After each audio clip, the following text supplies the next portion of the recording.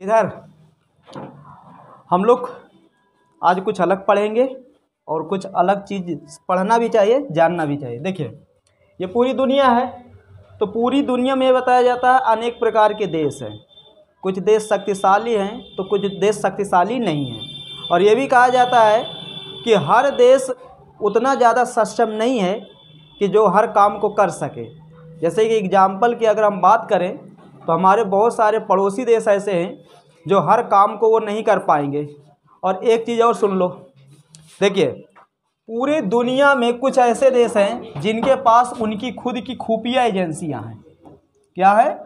खुफिया एजेंसी। अब देखिए, खुफिया एजेंसी गलत लिख दिया, एजेंसी। खुफिया एजेंसी में क्या होता है कि उस देश के अंदर और उस देश के बाहर, ठीक है, उनकी जानकारी इकट्ठा करके अपने जो उच्च लेवल के अधिकारी हैं उनको देना, उनका एजेंसियों का यही काम होता है।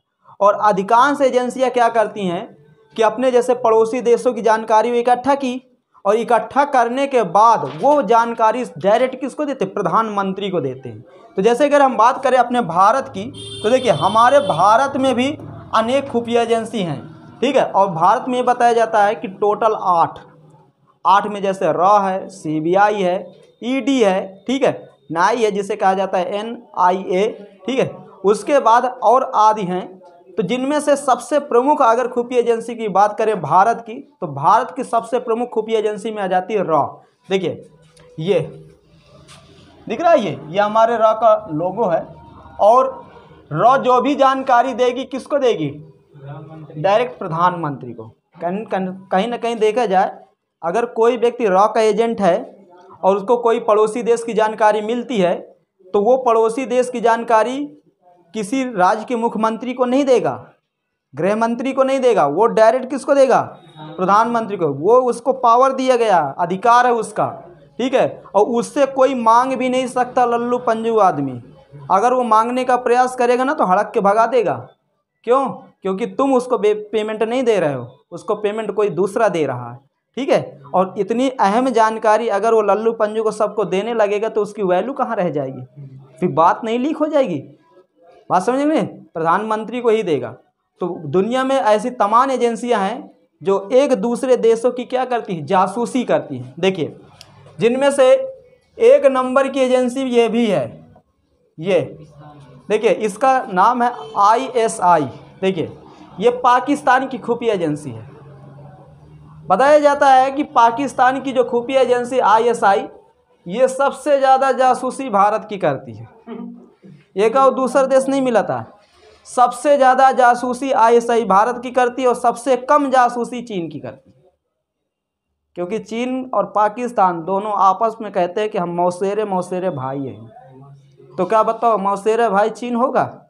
हमें तो लगता है यहाँ सगे भाई से पटरी नहीं खा रही और मौसी के लड़का से पटरी खवा रहा है, और वह एक न जाने का कैडा होता है। ये कुछ समझ नहीं पा रहा है, ठीक है। तो दुनिया की ये भी एक मजबूत एजेंसी में अपने आप को कहते हैं। अब पता नहीं मजबूत हैं ये लोग कि नहीं मजबूत हैं, लेकिन ये खुद कहते हैं कि हम मजबूत हैं, ठीक है। और हमेशा एक, चाहे जिस देश में जासूसी किए हों उस देश में इनके एजेंट पकड़े गए हैं।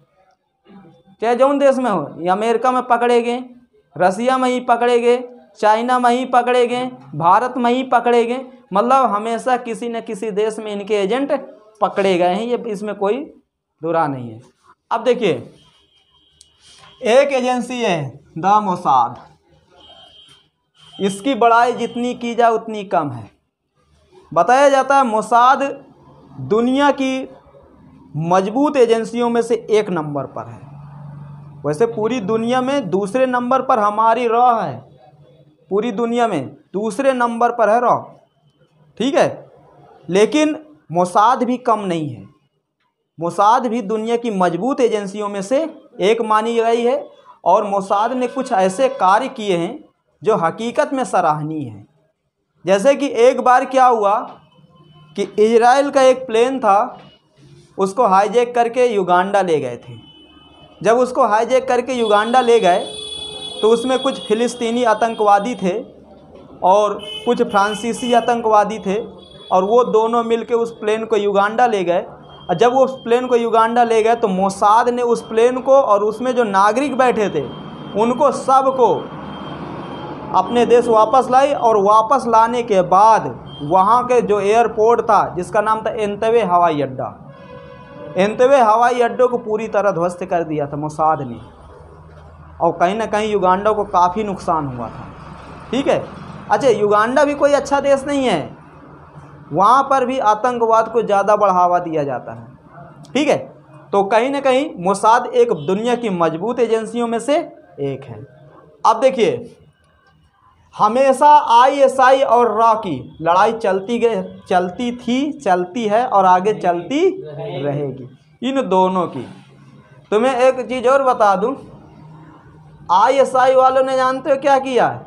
एक बार ये क्या करें, यहाँ पर एक देश, ये आप देख रहे हैं, ये देश है ईरान। कौन सा देश है? ये ईरान है।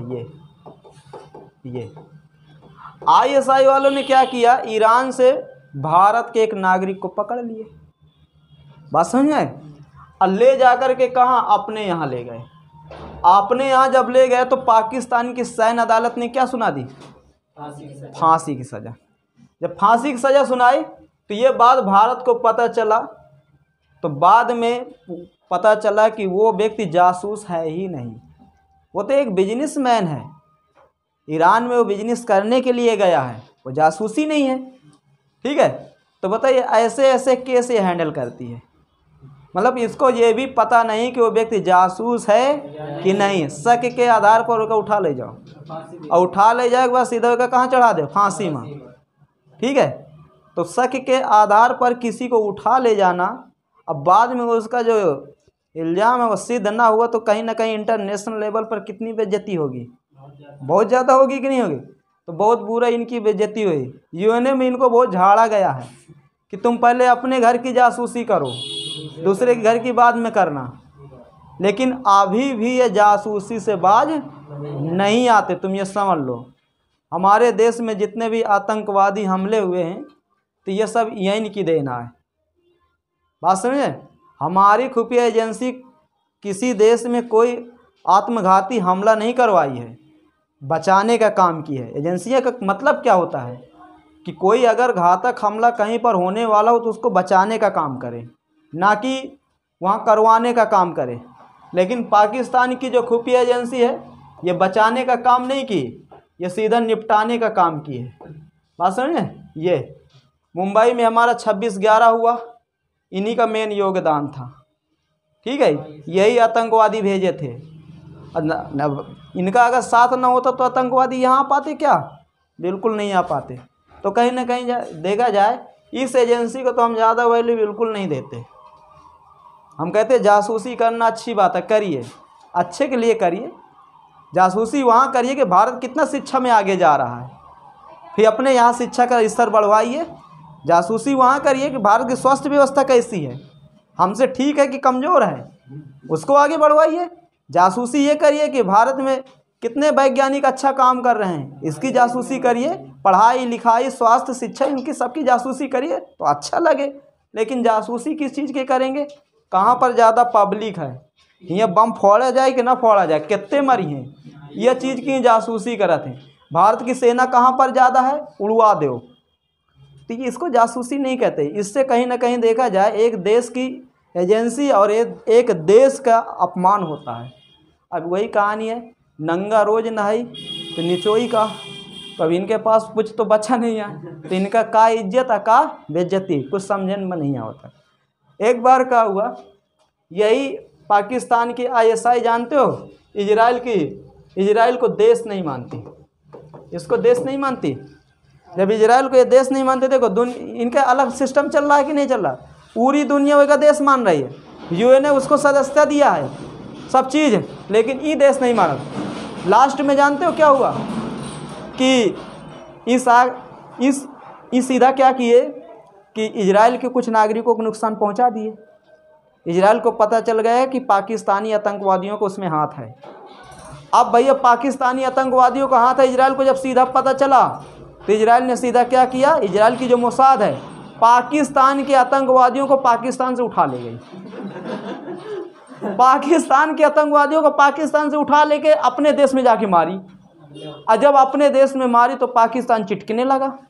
और जब चिटकने लगा ये भाग के कहाँ गए? यूएनए।